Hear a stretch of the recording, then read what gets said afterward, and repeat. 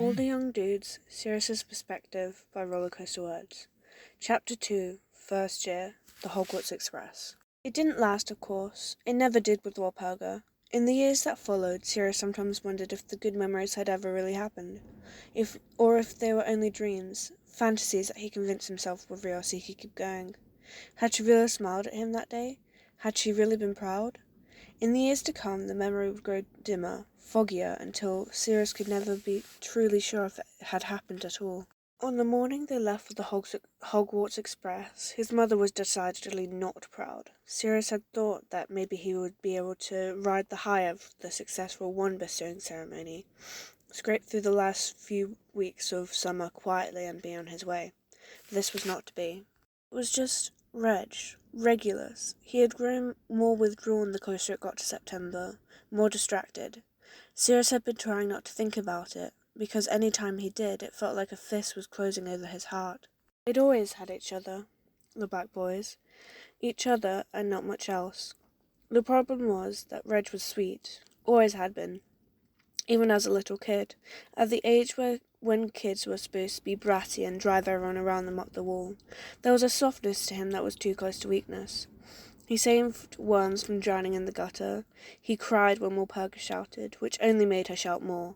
Sirius learned very young and very quickly that no one else was going to protect his baby brother. It had to be him, or Reg would have no one at all. And besides, it was one thing to have his mother at his throat, screaming in his ear.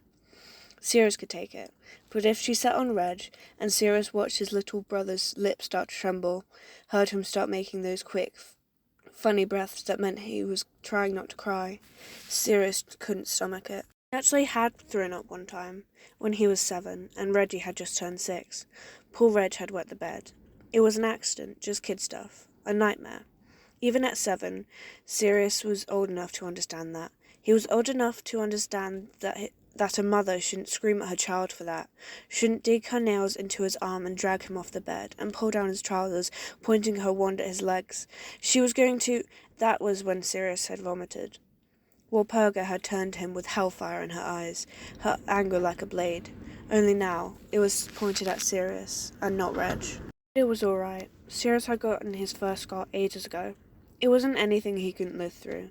But seeing Regulus's unblemished legs, still chubby with baby fat, smooth and vulnerable, seeing his mother's wand pointed at them, that was what made Sirius sick.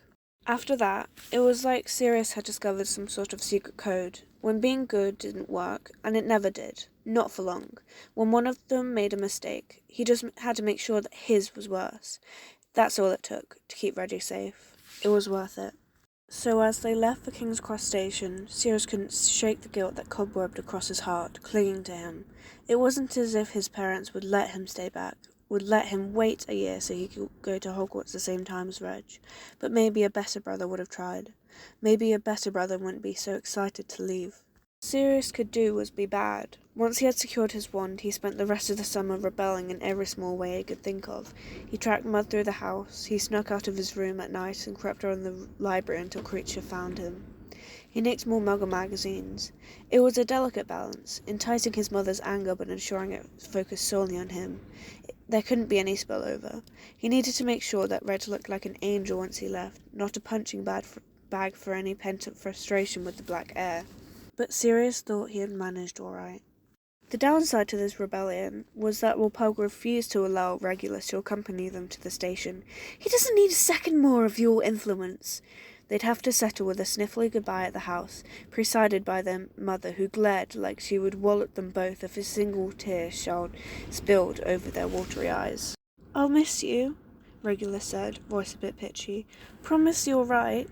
"Course I will. Can't miss you hearing about all my adventures." Sirius grinned broadly, hoping to set his brother at ease. He leaned in for a hug, and Reg clung to him, burying his face in Sirius's neck.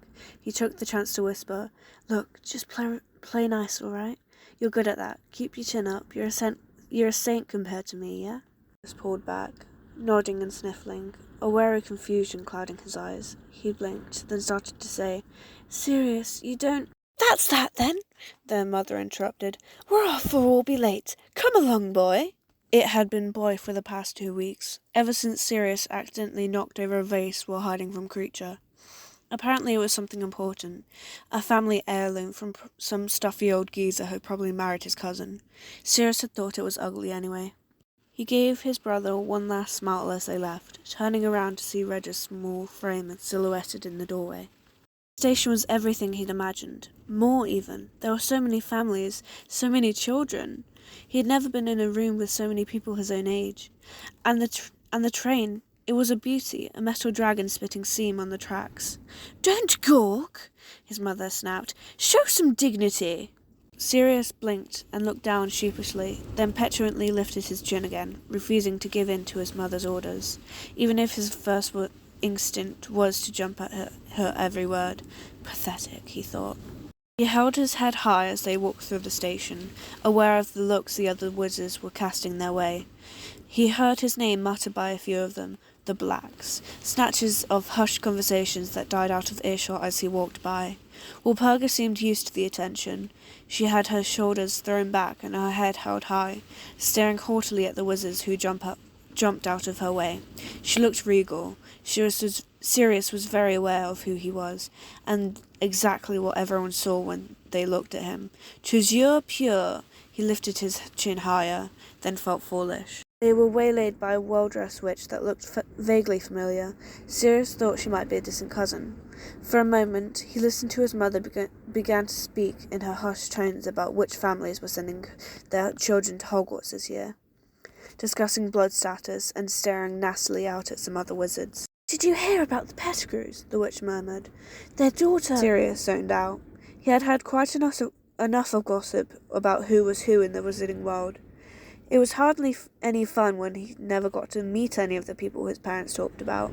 His father had made sure that Sirius memorized all the names of every pureblood family at Hogwarts, and instructed him on which ones to avoid. Not that Sirius was planning to follow those instructions. He didn't want to spend the whole year with only his cousins for company. Bored, Sirius let his eyes drift over to the train. He blinked. There was a boy with his face pressed up against the window, doing what only could be described, in the words of Walpurga Black, as gawking. He looked to be the same age as Sirius, but that's where the similarities ended. Even through the carriage window, Sirius could see that the boy's clothes were shabby, hand-me-downs, probably from an older sibling, and his head had been shaved, leaving nothing but fuzz that stuck straight out. He had a broad mouth and full lips, which were hanging open a bit, and his eyes were wide and glassy, one of them darkened, a sign of a recent fight.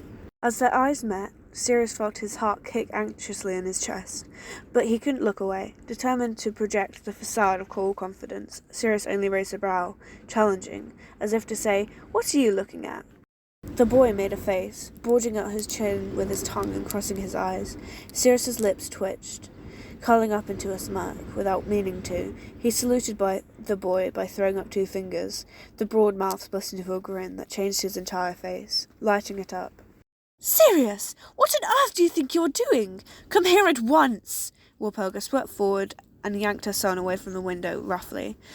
Sirius rolled his eyes and followed her up to the platform, not quite sure why his heart was racing. It was just his luck that Narcissa was arriving at the exact moment that Sirius was ready to board the train.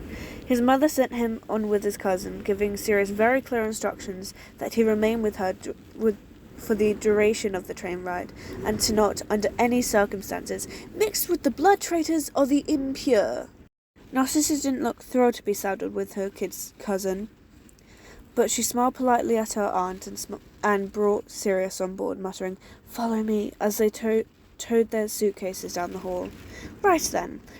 She stopped outside one of the carriages. "This is where I'm supposed to be meeting my friends." Her lip curled as she looked at Sirius, making it very clear that his presence was an unwanted intrusion, but one she was resigned to suffer. "Have fun then," Sirius said quickly. "I'm off." "What? Your mother said you were to stay with me!" Narcissa's voice had gone quite high and reedy. Clearly, she was displeased with the arrangement, but she hadn't intended to actually disobey a direct instructions from Walpurga Black. Probably, she was just planning to snipe at him through the whole train ride, making sarcastic comments about what a pain it was to be stuck with him in her carriage. No thank you, Sirius thought. He had other plans. Did she? He was already backing away, holding his suitcase between them like a shield. I think you must have misheard. He turned and scampered off as Narcissa called out behind him. You little... If I get in trouble for this, you'll be hexed all term, do you hear me? Sir, oh, bollocks. Sirius heard the carriage door open and slam shut. He smiled to himself as he hurried off down the hall. The train had already begun to move, but Sirius took his time, peeking in through windows until he finally saw the person he was looking for.